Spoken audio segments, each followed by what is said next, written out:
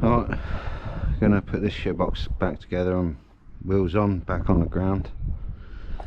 So I'm gonna just check my hub nut, see if that's tight, put the brake on, put the spacer on, put the wheel on, then put her down. So here we go.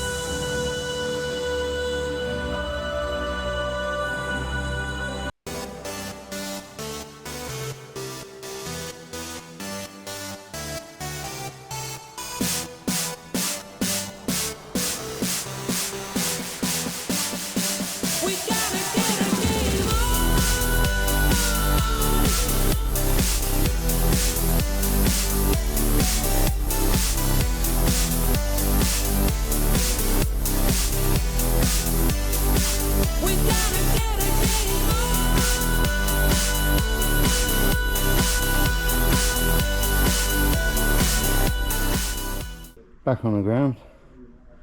I didn't test any spaces or anything because I know what I want to do, but yeah, brakes are back together, hub's back on. That's about it. It looks a bit tidier under there, eh? There you go.